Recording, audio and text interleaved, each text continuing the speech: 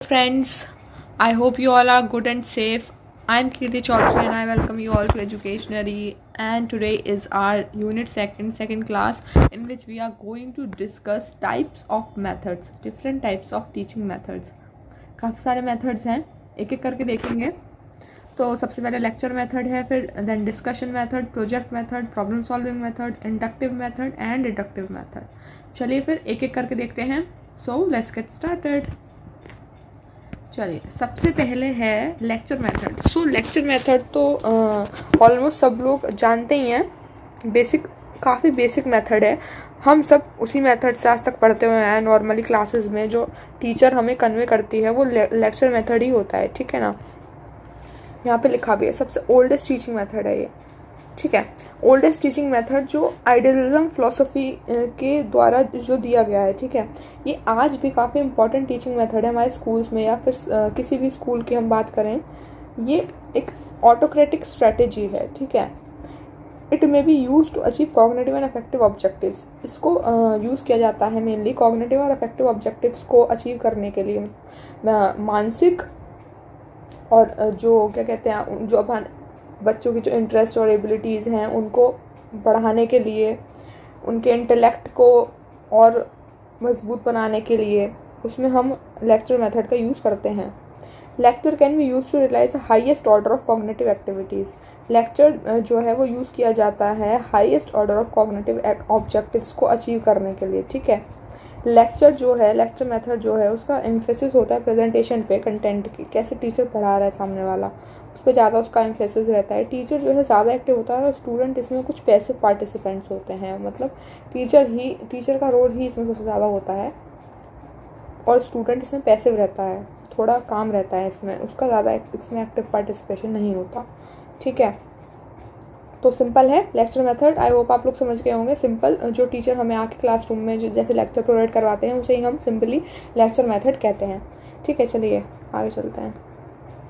अब मेरिट्स देख लेते हैं कुछ लेक्चर मेथड के. साइंटिफिक व्यू पॉइंट से इम्पॉर्टेंट है, यूज़फुल है साइंटिफिक व्यू पॉइंट से. ऐसा कुछ इसमें साइंस नहीं लग रही है, ऐसा कुछ साइंटिफिक हम कुछ टेक्निक यूज़ नहीं कर रहे हैं इसमें, ठीक है ना. तो उस हिसाब से ये सही है. कोई साइंटिफिक मटेरियल इसमें नहीं लग रहा है, ठीक है. कोई किसी ऐसे कुछ टूल की ज़रूरत नहीं है. टाइम सेविंग है, ठीक है, टाइम सेविंग है. इसमें कंटेंट पढ़ा के टीचर अपना चला जाता है एक ऑर्गेनाइज्ड वे में. उसके बाद स्टूडेंट्स जो है लिमिटेड टाइम में से पढ़ लेते हैं. और थर्ड, सेटिस्फेक्शन पढ़ाने के बाद और लिमिटेड टाइम में हो जाता है. करिकुलम को टाइम पे फिनिश करवा दिया जाता है इसे यूज़ करके. थर्ड पॉइंट है फ्री फ्रॉम डिस्टर्बेंस. कोई डिस्टर्बेंस नहीं होता इस मेथड में. लॉजिकल सीक्वेंस का यूज़ हम करते हैं इस मेथड में. बेसिकली हम एस्टेब्लिश करते हैं लॉजिकल सीक्वेंस का सब्जेक्ट के इजीली, क्योंकि जो लेसन है वो प्री प्लान्ड होता है. जो टीचर जब आपको पढ़ाने आती है तो वो प्री प्लान्ड होकर आती है कि आज मुझे क्या पढ़ाना है जाके, ठीक है. तो यहाँ पे लीस्ट पॉसिबिलिटी होती है डिस्टर्बेंस की.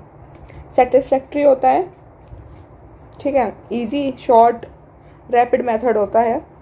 जो टीचर और स्टूडेंट्स हैं वो उन्हें कोई ऐसा स्पेशल एफर्ट नहीं डालना होता है इसमें. टीचर बोलता है, बच्चों को समझना होता है, ठीक है. इकोनॉमिकल है, इसमें कुछ कॉस्ट नहीं लगती. इकोनॉमिकल है, कॉस्टली नहीं है, इसका मतलब यही है. फेवरेबल है सब्जेक्ट मैटर से रिलेटेड, ठीक है.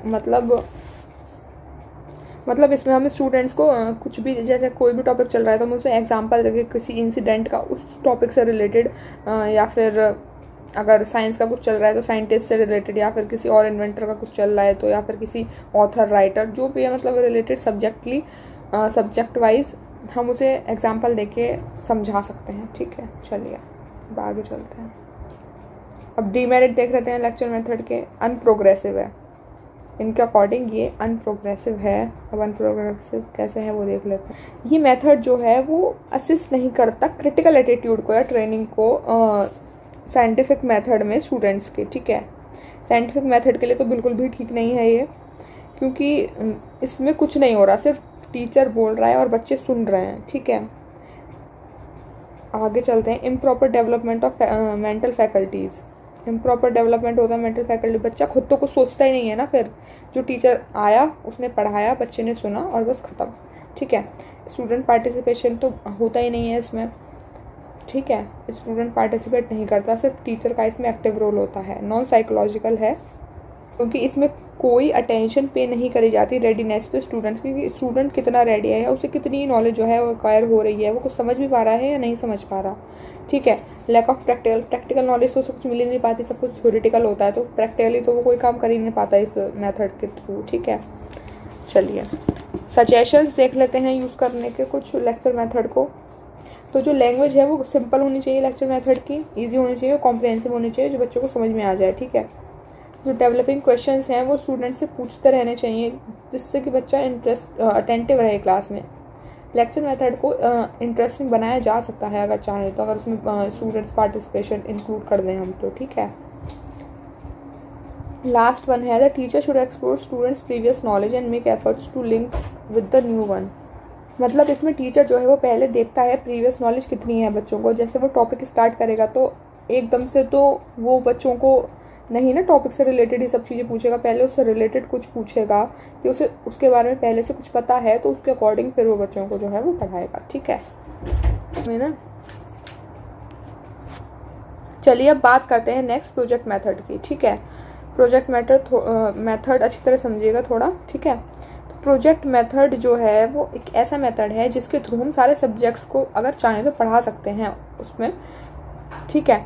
ये मेथड जो है कंपैरेटिवली यूज़फुल है टीचिंग के लिए, प्रैक्टिकल और एक्सपेरिमेंटल सब्जेक्ट्स के लिए, जैसे बायोलॉजिकल साइंसेज जो प्रैक्टिकल सब्जेक्ट्स हैं उनके लिए काफ़ी ज़्यादा बेनिफिशियल है ये मेथड। और जो इस मेथड के जो फादर हैं वो हैं सर विलियम किलपैट्रिक, ठीक है। तो ये कुछ नाम है, ये आप याद करिएगा, वेरी शॉर्ट क्वेश्चंस में अक्सर पूछ ले जाते हैं। तो जो प्यूपल थे किलपैट्रिक जो थे वो प्यूपल थे फेमस एजुकेशनिस्ट डीवे के, मतलब शिष्य थे। किलपैट्रिक शिष्य थे डीवे के, और उन्हीं की प्रैग्मेटिज्म जो है फिलॉसफी से रिलेटेड ही उन्होंने इस प्रोजेक्ट मेथड को निकाला, ठीक है, डेवलप किया उसमें, और यूनिफाइड किए सारे एजुकेशन के पार्ट्स, और उसे मीनिंगफुल एफर्ट दिया टीचिंग के लिए, कि जिससे कि टीचिंग इसमें यूज़फुल जो है हो सके लाइफ के लिए और इंटरेस्टिंग बन सके, ठीक है। और प्रोजेक्ट मेथड जो है वो एक रिवोल्ट उसे कह सकते हैं हम against traditional environment of school के अगेंस्ट में, कि जो ट्रेडिशनल हमारे मेथड्स चलते आ रहे थे उसके अगेंस्ट ये कुछ एक नया निकल के आया, जिसमें प्रैक्टिकल चीज़ें इन्वॉल्व हैं, जिसमें प्रैक्टिकली बच्चों काम करेंगे और उससे वो सीखेंगे, ठीक है। तो ये है प्रोजेक्ट मेथड के अंदर, ठीक है। अब किलपैट्रिक की डेफिनेशन देख लेते हैं। According to Kilpatrick, a project is a whole hearted purposeful activity proceeding in a social environment. एक प्रोजेक्ट जो है वो एक होल हार्टेड पर्पसफुल एक्टिविटी है जिसे हम प्रोसीड करते हैं एक सोशल एनवायरनमेंट में। चलिए आगे चलते हैं।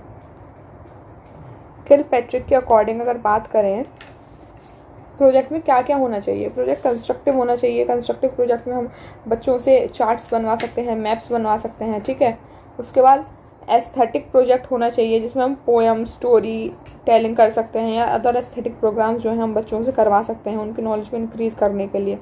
फिर देन आता है प्रॉब्लमेटिक प्रोजेक्ट, जिसमें पजल्स के थ्रू हम बच्चों को जो है कुछ चीज़ें दे सकते हैं समझने के लिए या समझाने के लिए।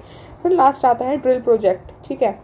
ये मास्टरी के लिए होता है, किसी भी स्किल की अगर किसी बच्चे को मास्टरी करनी है उसके लिए हम ये प्रोजेक्ट का यूज़ करते हैं। अब kinds of projects, individual projects, collective projects. अब आपने देखा होगा क्लास में कभी कभी टीचर हमें इंडिविजुअल प्रोजेक्ट्स देती है करने के लिए, ठीक है, जिसमें बस हमें इंडिविजुअली पार्टिसिपेट करना होता है और अपना प्रोजेक्ट ईच बच्चे को जो है सबमिट करना होता है। फिर कलेक्टिव प्रोजेक्ट आ जाता है जिसमें टीचर ग्रुप्स बनाती है, ग्रुप्स में जो है हमें प्रोजेक्ट्स देने होते हैं मैम को बना के, ठीक है। तो ये है, ये काइंड्स ऑफ प्रोजेक्ट हैं। आगे चलते हैं। कुछ साइकोलॉजिकल बेसिस हैं प्रोजेक्ट मेथड के, वो देख लेते हैं हम। लॉ ऑफ प्रैक्टिस, सबसे पहला है लॉ ऑफ प्रैक्टिस। तो इसमें बात करें, इसमें मतलब जो बच्चा है वो सेल्फ प्रैक्टिस करके सीखे, ठीक है। सेल्फ प्रैक्टिस करके जो बेसिस है इस लॉ का वो है सेल्फ प्रैक्टिस, जिससे स्टूडेंट्स लर्न करे प्रैक्टिस करके चीज़ों को, ठीक है। सेकंड है लॉ ऑफ रेडीनेस। इसमें ये है कि बच्चों का जो है बच्चे जो है प्रोड्यूस करें अपना इंटरेस्ट किसी भी चीज़ में, ठीक है, क्रिएट करके पर्पसफुल एटमॉस्फेयर या फिर थ्रू लाइवली सर्कमस्टांसेस, ठीक है। जो असली वाली लाइफ में जो भी लाइवली सर्कमस्टांसेस टेक्स प्लेस जगह लेते हैं उन्हें करके वो चीज़ों को सीखे। लास्ट है लॉ ऑफ इफेक्ट। इस मेथड में स्टूडेंट जो है वो इवेल्यूएट करता है अपनी सक्सेस को खुद, ठीक है, और जो नॉलेज है वो एक तरीके से सीमेंटेड हो जाती है, पक्की हो जाती है उसके दिमाग में हमेशा के लिए, ठीक है, परमानेंटली। अब वर्किंग प्रोसेस की बात कर लेते हैं प्रोजेक्ट मेथड की। वर्किंग प्रोसेस क्या है? पहले तो एक प्रोविजन ऑफ अ सिचुएशन, पहले तो एक सिचुएशन जो है बनती है, मतलब इसमें एक टीचर जो है बच्चे की एज को ध्यान में रखे, उसके डिज़ायर्स को ध्यान में रखे, उसके इंटरेस्ट को ध्यान में रखे, या फिर एबिलिटीज़ हम कह सकते हैं। टीचर जो है वो प्रेजेंट करती है बच्चे के सामने एक सिचुएशन जिसमें वो जो है इंटरेस्टेड होता है और गाइड करता है अपनी अटेंशन उस प्रॉब्लम की तरफ, ठीक है, ठीक है। तो सबसे पहले तो सिचुएशन का होना काफ़ी इंपॉर्टेंट है। फिर सेलेक्ट करना है एक ऑब्जेक्टिव प्रोजेक्ट के लिए कि क्या ऑब्जेक्टिव है उस सब्जेक्ट का, क्यों हमने ये प्रोजेक्ट किया है, चूज ऑप्ट क्यों किया है हमने ये प्रोजेक्ट।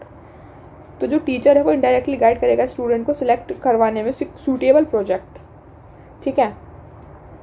उसके बाद फिर प्लानिंग, प्रोजेक्ट के बाद अब प्लानिंग। सक्सेस और फेलियर जो है प्रोजेक्ट का वो डिपेंड करता है इसी स्टेप पे, ठीक है। तो जो टीचर है वो हेल्प करेगा डिस्कस करने में प्लान प्रोजेक्ट का अच्छे से, कि प्रोजेक्ट कैसे अच्छे से प्लान हो सके, जो रिस्पॉन्सिबिलिटीज़ हैं वो कैसे डिस्ट्रीब्यूट हुए स्टूडेंट्स तक, कैसे पहुँचे अकॉर्डिंगली, ठीक है। उसके बाद एग्जीक्यूशन। अब प्लानिंग के बाद एग्जीक्यूशन करने का टाइम आ गया कि प्लान को कैसे एग्जीक्यूट करना है, कैसे उसे आगे बढ़ाना है। हर स्टूडेंट को जो है वो दी जाती है रिस्पॉन्सिबिलिटी उसके इंटरेस्ट के अकॉर्डिंग, उसकी एबिलिटी के अकॉर्डिंग, जो जिससे वो अपने इस प्रोजेक्ट में अपना 100% कंट्रीब्यूट करे, ठीक है, 100% तरीके से वो उसे एग्जीक्यूट करे। उसके बाद वो इवैल्यूएशन करे अपने प्रोजेक्ट का, मूल्यांकन करे, डिस्कशन करे, टाइम टू टाइम इवैल्यूएट करे अपने प्रोजेक्ट को, ठीक है। जो स्टूडेंट है वो ऑल्सो मोटिवेट होता है, ठीक है, जो काम उसने किया है उसे अगर वो अच्छी तरीके से उसका इवैल्यूएशन करता है, देखता है मैंने क्या किया क्या नहीं किया, ठीक है। उसके बाद आता है मेन रिकॉर्डिंग। इसमें जो स्टूडेंट है वो रखता है अपने पास पूरा रिकॉर्ड प्रोजेक्ट का, सिलेक्शन ऑफ प्रोजेक्ट्स उसके कंप्लीशन तक कि क्या क्या एक्टिविटीज़ जो है अंडरटेक हुई हैं, क्या किन किन एक्टिविटीज़ ने जगह ली है इस बीच में, जब से उसने स्टार्ट किया और जब तक वो एंड करता है उसे, ठीक है। तो वो उसे अपने किसी रजिस्टर में अपने टास्क वास्क को लिख लेता है, ठीक है। इसके अलावा जो डिफ़िकल्टीज़ उसने फेस की वो सब, जो शॉर्टकमिंग्स आई होंगी उसके प्रोजेक्ट में, वो सब वो रिकॉर्ड करता है, ठीक है। अब आगे चलते हैं। अब हम बात कर लेते हैं मीनिंग, हर एक लेटर का क्या मतलब है प्रोजेक्ट का, ठीक है। तो पी से हमारा मतलब है कोई पर्पस या फिर कोई प्रॉब्लम सॉल्विंग या फिर पॉजिटिव एटीट्यूड, ठीक है। आर से रियल लाइफ एक्टिविटी से रिलेटेड कुछ, ठीक है। ओ से ऑपरेशनल स्किल या फिर ओरिजिनलिटी इन फाइंडिंग।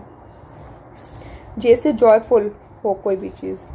ई से एक्सपेरिमेंटेशन या फिर इफेक्टिव लर्निंग उस चीज़ से हो। सी से चाइल्ड सेंटर हो, कॉन्फिडेंस बिल्डिंग हो, चैलेंजिंग हो। Last one is T, tactful activity हो, टाइमलाइनेस हो, टाइमलीनेस हो, ठीक है। आगे चलते हैं। अब बात कर लेते हैं मेरिट्स की, प्रोजेक्ट मेथड के कुछ मेरिट्स की बात कर लेते हैं। इंटरेस्टिंग होता है और नेचुरल होता है, ठीक है। इंटरेस्टिंग तो है ही, बच्चों को कुछ अलग सीखने को मिलता है इससे, ठीक है। अच्छा, काफ़ी सारी एक्टिविटीज़ क्वालिटीज़ का उनमें काफ़ी सारा कल्टीवेशन हो जाता है, काफ़ी कुछ उन्हें करना आ जाता है कि कैसे अच्छा एक स्ट्रेटजी बनाई जाती है प्लान के लिए, क्या क्या हमें ज़रूरत पड़ती है प्रोजेक्ट को कंडक्ट कराने के लिए, ठीक है। वर्किंग विद हैंड्स, हाथों से काम होता है, ठीक है। फिर डेमोक्रेटिक वे ऑफ लर्निंग होता है। प्रोजेक्ट में उसे अपने हिसाब से प्रोजेक्ट मिल गया, पर उसके अंदर की जितनी भी प्लानिंग होगी, जो कुछ भी होगा उसका अपना खुद का होगा, डेमोक्रेटिक होगा, ठीक है। अब मोटिवेशन तो मिलता ही मिलता है, अब वो अपने आप कुछ काम कर रहा है तो वो मोटिवेट भी हो रहा है उसका अपने काम करते करते, ठीक है। डीमेरिट्स क्या है? थोड़ा एक्सपेंसिव है ये, too expensive, time consuming, time तो लगता ही लगता है इसमें, सारे स्कूल्स के लिए एप्लीकेबल नहीं है, डिफ़िकल्टीज फेस करता है कभी कभी बच्चा इसे करने में, और कोई ज़्यादा कॉम्प्लेक्स प्रोजेक्ट अगर मिल जाता है तो। उसके बाद लास्ट है अप्रोप्रिएट एवोल्यूशन नॉट पॉसिबल, कभी कभी इसमें एवोल्यूशन जो है अप्रोप्रिएटली नहीं हो पाता, ठीक है। तो ये सब इसके कुछ डीमेरिट्स हैं। आगे चलते हैं नेक्स्ट मेथड की तरफ। अगर हम दूसरे मेथड की बात करें तो वो है प्रॉब्लम सॉल्विंग मेथड, ठीक है। सही है। प्रॉब्लम सॉल्विंग मेथड क्या है? प्रॉब्लम सॉल्विंग मेथड एक मेंटल प्रोसेस है जो कंक्लूड करता है एक लार्जर पार्ट प्रॉब्लम का, ठीक है, जिसमें प्रॉब्लम होती है और उसका सोल्यूशन जो है हमें फाइंड आउट करना होता है, ठीक है, जिसके थ्रू हम एक डिफाइंड गोल तक पहुंच सकें, ठीक है, उस प्रॉब्लम को सॉल्व करके। कभी कभी इसमें काफ़ी ज़्यादा कॉम्प्लेक्स लॉजिक लगता है, कुछ मिसिंग डिस्क्रिप्शन होते हैं, कंडीशंस होती हैं प्रॉब्लम तक पहुंचने के लिए। ऐसा तो नहीं है ना कि सारी की सारी प्रॉब्लम्स इतनी इजी हो कि वो एक चुटकी बजाते ही सॉल्व हो जाए, नहीं, काफ़ी कुछ कॉम्प्लेक्स प्रॉब्लम्स हो जाती हैं। तो प्रॉब्लम सॉल्विंग में वही है कि या तो कभी कोई टीचर जैसे दे देता है प्रॉब्लम सॉल्विंग मेथड के थ्रू, अगर टीचर पढ़ाना चाहे तो कभी कभी जैसे वो कोई सिचुएशन दे दे आपको कि अगर ऐसा होगा तो इसका रिजल्ट क्या निकलेगा, टॉपिक से रिलेटेड जो भी वो आपको पढ़ा रही है, फिर उसका आपको जो है सोल्यूशन फाइंड करना है, तो उसको हम प्रॉब्लम सॉल्विंग मेथड कहते हैं, ठीक है। एक हाई ऑर्डर कॉग्निटिव प्रोसेस है, मेंटली जो है वो काफ़ी सोचना पड़ता है, तो कॉग्निटिव प्रोसेस रहा ये, जो रिक्वायर करता है मॉड्यूलेशन और कंट्रोल सादा रूटीन का और फंडामेंटल स्किल्स का, ठीक है। आगे चलते हैं, डेफिनेशन देख लेते हैं अकॉर्डिंग टू स्किनर के अकॉर्डिंग अगर बात करें तो जो प्रॉब्लम सॉल्विंग है एक प्रोसेस है वो ओवरकम करने का डिफ़िकल्टीज़ को, ठीक है। अगर सिचुएशन दी किसी टीचर ने आपको, कोई प्रॉब्लम दी उसने आपको, तो आप उसे ओवरकम करने के लिए क्या क्या करोगे, ठीक है, तो वो सोल्यूशन प्रोवाइड करवाता है, ठीक है। तो is a process of overcoming difficulties that appears to interfere with the attainment of a goal.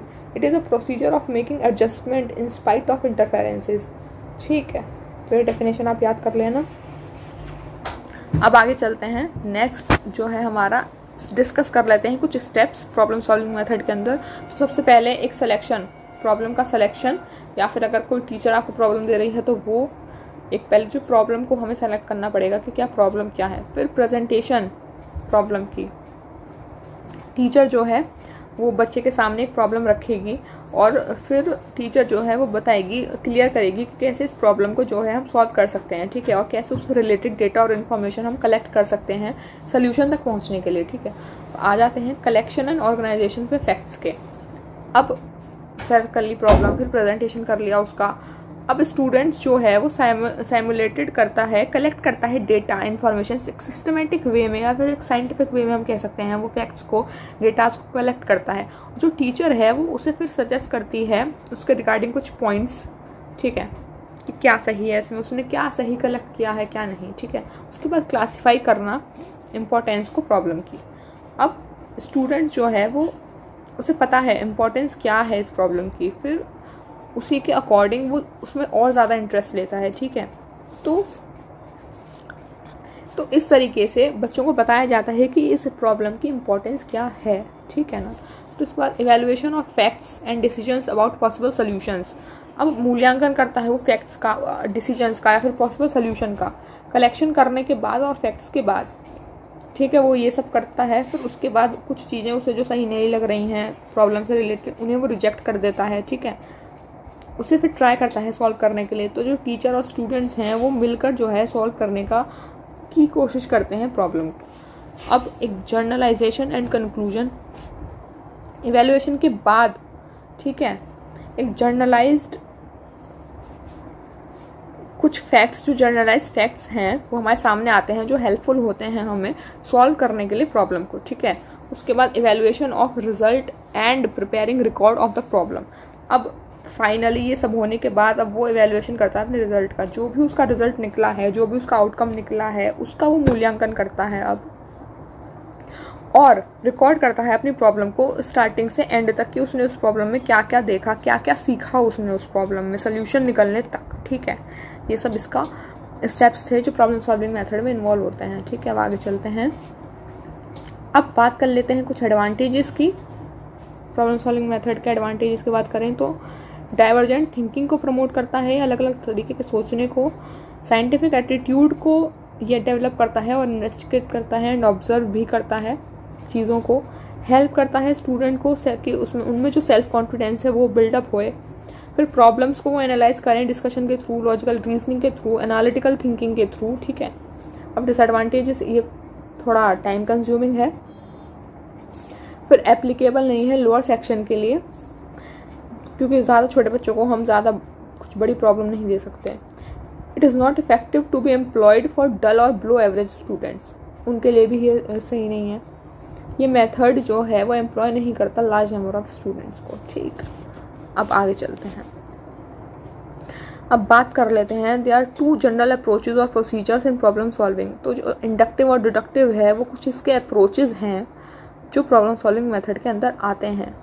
तो इंडक्टिव मेथड की अगर बात करें तो ये मेथड है डेवलपमेंट का। इसमें जो चाइल्ड है वो डेवलप करता है, कुछ डिस्कवर करता है, कुछ ट्रुथ अपने बारे में। ठीक है, जो प्यूपिल्स हैं इसमें वो पर्टिकुलर कुछ इंस्टांसेस से एक जनरल कंक्लूजन तक पहुंचते हैं। ठीक है, कुछ एग्जांपल्स उन्हें दिए जाते हैं जिससे स्टूडेंट को जो है हेल्प मिले अराइव करने के लिए एक सर्टेन कंक्लूजन पे या फिर एक सर्टेन प्रिंसिपल पे वो पहुंच सके। ठीक है, तो ये डेवलपमेंटल मेथड कह सकते हैं हम इसे। ठीक, अपने आप को डिस्कवर करने के लिए जो है यूज किया जाता है। अब अगर बात करें तो डिडक्टिव मेथड में कुछ रूल्स और जनरलाइजेशंस या फिर प्रिंसिपल्स कुछ प्रोवाइड करवाए जाते हैं स्टूडेंट्स को, और फिर उनसे पूछा जाता है कि वो इन्हें वेरीफाई करें कुछ पर्टिकुलर एग्जांपल्स की हेल्प से। ठीक है, वहाँ तो एग्जांपल्स दे दिए, यहाँ उनसे खुद बोला जाता है कि वो एग्जांपल्स के थ्रू जो सिचुएशन है उसे सॉल्व करें। ठीक है, चलिए आगे चलते हैं और देख लेते हैं इसमें कुछ एक डिफरेंस, उससे आपको ज़्यादा अच्छे से समझ में आएगा। तो इंडक्टिव रीजनिंग में हम कुछ पैटर्न का यूज़ करते हैं अराइव करने के लिए किसी भी कंक्लूजन पे। ठीक है, कुछ स्टेप्स। डिडक्टिव मेथड में हम फैक्ट्स का यूज़ करते हैं, रूल्स का यूज़ करते हैं, डेफिनेशंस का यूज़ करते हैं किसी कंक्लूजन पे पहुंचने के लिए। चलिए आगे चलते हैं। अब एडवांटेजेस और डिसएडवांटेजेस देख लेते हैं। इंडक्टिव मेथड के एडवांटेजेस देख लेते हैं। सबसे पहले जो लर्नर है वो ज़्यादा इंगेज रहता है टीचिंग लर्निंग प्रोसेस में इसमें। ठीक है, जो लर्नर है वो फॉर्मुलेट करता है जनरलाइजेशन और रूल। लर्निंग जो है ज़्यादा इंटरेस्टिंग होती है आउटसेट पे, और जो टीचर है वो अपने एक्सपीरियंस के साथ जो है स्टूडेंट्स को सब कुछ बताता है। Teachers begin with what they know, जो उन्हें पता है टीचर्स को उससे वो स्टार्ट करता है। ये हेल्प करता है डेवलपमेंट में लर्नर के हाई ऑर्डर थिंकिंग स्किल्स को। ठीक है, हाई ऑर्डर थिंकिंग स्किल्स का डेवलपमेंट होता है इसमें। बच्चों का देखता है पैटर्न और फिर एनालाइज करता है सेम उसे उसी ऑर्डर में अराइव करने के लिए किसी भी जनरलाइजेशन पे, जो भी एनालिटिकल थिंकिंग में जो भी ज़रूरी रखती है उस चीज़ को। ठीक है, डिसएडवांटेजेस, टाइम और एनर्जी काफ़ी आती है। It takes place heavy demands on teachers in planning lessons, teachers को काफ़ी ज़्यादा इसमें लेसन प्लानिंग करनी पड़ जाती है। स्टूडेंट्स में हाइपोथेसिस द रॉन्ग रूल, तो स्टूडेंट्स इसे रॉन्ग तरीके से कभी कभी ले लेते हैं। हाउएवर केयरफुली ऑर्गेनाइज डेटा, कितना भी ऑर्गेनाइज डेटा हो, काफ़ी सारी लैंग्वेजेस जो हैं इस एरिया में सच एस्पेक्ट में और मॉडलिटी में वो रेसिस्ट करती हैं इजी फॉर्मुलेशन रूल को। ठीक है, चलिए अब आगे चलते हैं। डिडक्टिव मेथड के कुछ एडवांटेजेस और डिसएडवांटेजेस देख लेते हैं। ये इफेक्टिव होता है स्टूडेंट्स के लिए हायर लेवल के, टाइम सेविंग होता है, नंबर ऑफ डायरेक्ट प्रैक्टिस या एप्लीकेशन जो है एग्जांपल्स की इमीडिएटली दी जाती है। Number of rules for example form can be more simply and clearly explained than elicited from examples. ठीक है, डिसएडवांटेजेस देख लेते हैं। स्टूडेंट्स का इन्वॉल्वमेंट की उसमें कमी रहती है, lack of students involvement in struggle for understanding. ठीक है, यंगर लर्नर्स जो है एबल नहीं कर सकते ऐसे कंसेप्ट को, जो एक्सप्लेनेशन है वो सेल्डम होती है और as memorable as other forms of presentation, for example demonstration. आगे चलते हैं। अब हमारा आ जाता है डिस्कशन मेथड। ठीक है, अब डिस्कशन मेथड जो है वो आप सबको पता है डिस्कशन का मतलब क्या होता है। कुछ 2-4 लोग जो मिलकर डिस्कस करते हैं उसे, किसी भी चीज़ को, किसी भी टॉपिक को, उसे हम एक डिस्कशन कहते हैं, डिस्कशन का नाम दे देते हैं हम उसे। तो डिस्कशन मेथड जो है वो 2 वे कम्युनिकेशन है पार्टिसिपेंट्स के बीच में। अगर हम क्लासरूम सिचुएशन की बात करें तो टीचर और स्टूडेंट जो है डिस्कशन में जो है वो इन्वॉल्व रहते हैं, पार्टिसिपेट करते हैं डिस्कशन में। ठीक है, डिस्कशन के दौरान जब टीचर है वो स्पेंड करती है अपना टाइम सुनने में स्टूडेंट्स का, जबकि जो स्टूडेंट्स हैं वो अपना टाइम स्पेंड करते हैं टीचर्स से बात करने में, उन्हें सुनने में। ठीक है, जिससे कि डिस्कशन हो। डिस्कशन जो है therefore a more active learning experience है for the students than the lecture। Lecture method से ज़्यादा इंटरेस्टिंग है, ये इंटरेस्टिंग भी है, यूज़फुल भी है, क्योंकि इसमें जब स्टूडेंट का पार्टिसिपेशन होता है तो वो जो है टीचर से डिस्कस करता है अपनी प्रॉब्लम्स को, ठीक है, जिससे कि उसे ज़्यादा क्लैरिफिकेशन होता है।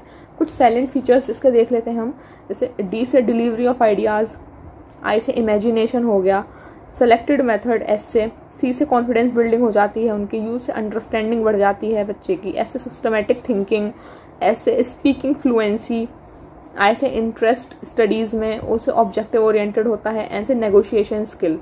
ठीक, अब हम इसमें कुछ स्टेप्स इन्वॉल्व हैं डिस्कशन मेथड में।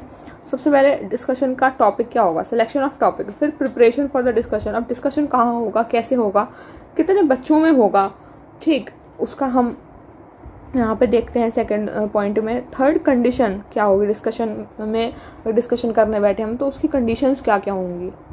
उसके अलावा फिर मूल्यांकन, इवैल्यूएशन कि उस डिस्कशन का निष्कर्ष क्या निकला या फिर हमने क्या क्या सीखा हो उसमें से, ठीक है। चलिए टाइप्स या फिर और स्टेप्स देख लेते हैं डिस्कशन मेथड के। सबसे पहला तो टाइप की बात करें तो सबसे पहला है फॉर्मल डिस्कशन। फॉर्मल डिस्कशन जो है वो हो गया जैसे टीचर स्टूडेंट के बीच में फॉर्मल डिस्कशन होता है, ठीक है, तो उसे हम फॉर्मल डिस्कशन का नाम देंगे। या फिर किसी भी एक ऑफिस लेवल पे या फिर स्कूल लेवल पे अगर हम अपने किसी हाई ऑफिशियल से बात कर रहे हैं तो हम ऑब्वियसली वहाँ पे फॉर्मल डिस्कशन होगा, फॉर्मली ही बात करेंगे हम वहाँ पे, ठीक है। इनफॉर्मल डिस्कशन जगह लेता है जैसे फैमिलीज, फ्रेंड्स, इन सब के साथ हम काम की बात के अलावा और भी बातें कर लेते हैं, ठीक है। पब्लिक डिस्कशन होता है, एक लार्ज ग्रुप गैदर हुआ है, उससे आप इंटरेक्ट कर रहे हैं, ठीक है। फिर एजुकेशनल डिस्कशन होता है जिसमें केवल एजुकेशन से रिलेटेड जो है डिस्कस करते हैं। अब स्टेप्स देख लेते हैं डिस्कशन मेथड के। सबसे पहला है सिलेक्शन ऑफ अ सब्जेक्ट। एक सब्जेक्ट का सिलेक्शन करना सबसे पहले बहुत इंपॉर्टेंट है। फिर हम प्रिपेयर करेंगे डिस्कशन के बारे में कि डिस्कशन क्या करना है, फिर ऑपरेशन करेंगे डिस्कशन का, फिर इवैल्यूएशन। ये तो अभी पढ़ा था हमने, वही चीज़ है ये स्टेप्स, ठीक, स्टेप्स इन्वॉल्व इन डिस्कशन तो वही है ये। चलिए आगे चलते हैं, एडवांटेजेस देख लेते हैं। सबसे पहले अगर डिस्कशन मेथड की बात करें, थिंकिंग और कम्युनिकेटिंग पावर बढ़ जाती है बच्चों की, इसमें लीडरशिप क्वालिटी एक बढ़ जाती है, एक्सप्रेशन एबिलिटी बढ़ जाती है, प्रॉब्लम सॉल्विंग एबिलिटी उनकी जो है इंक्रीज होती है, क्रिएटिविटी बढ़ती है, सोचने की क्षमता उनकी बढ़ जाती है, मोटिवेशन आता है, थोड़ा कॉन्फिडेंस आता है उन्हें। In short higher level cognitive and effective objectives can be realised, ठीक है। उनके जो है इंटेलेक्ट काफ़ी मजबूत होने लगता है, काम करने लगता है अच्छे तरीके से, उनके माइंड का जो यूज़ होता है, फिर इफेक्टिव ऑब्जेक्टिव्स भी काफ़ी ज़्यादा रियलाइज हो जाते हैं इस डिस्कशन के थ्रू। उनका इंटरेस्ट बढ़ता है, मतलब उनकी एबिलिटी बाहर निकल कर आती है। डिसएडवांटेजेस की बात करें तो यहाँ पे चांसेस होते हैं कि कुछ स्टूडेंट जो हैं वो डोमिनेट कर सकते हैं होल डिस्कशन को, ठीक है। देखा होगा आपने, कोई किसी बच्चे को पढ़ने से मतलब नहीं होता, पर हाँ क्लास को इंटरप्ट करने में उन्हें बहुत मज़ा आता है, तो यही बात है। It is possible that discussion is initiated on those aspects of the problem with which few prominent students of the class are concern. कभी कभी इसका ये नतीजा में निकल जाता है कि कभी कभी डिस्कशन ऐसा उस टॉपिक हो जाता है जिस पे कुछ ही स्टूडेंट्स का जो है मन रहता है डिस्कस करने का, बाकी पूरी क्लास का उसमें कोई कंसर्न नहीं रहता। टाइम कंज्यूमिंग होता है, सारी टीचिंग लर्निंग सिचुएशंस के लिए एडेप्टेबल नहीं है। अगर प्रॉपरली गाइड ना किया जाए तो एक डिस्कशन जो है वो डिजेनरेट कर सकता है किसी भी चीज़ को। इनअप्रोप्रिएट टॉपिक्स अगर उसमें ऐड हो जाए तो कन्फ्यूजन काफ़ी ज़्यादा क्रिएट हो जाती है, रैदर की चीज़ें क्लियर हों, ठीक है। चलिए तो इस क्लास में यही था, काफ़ी सारे मेथड्स थे, आई होप आपको समझ में आए होंगे, ठीक है। तो चलिए इस क्लास को यहीं पे एंड करते हैं। अगर आपको सेशन अच्छा लगा हो so do like, share and subscribe to my YouTube channel. और अगर आपको टेलीग्राम से मतलब अगर आपको पीडीएफ चाहिए तो आप टेलीग्राम चैनल ज्वाइन कर लीजिए, the link is given in the description box. चलिए फिर नेक्स्ट क्लास में आगे का कंटिन्यू करेंगे, ठीक है। चलिए फिर till then goodbye, see you.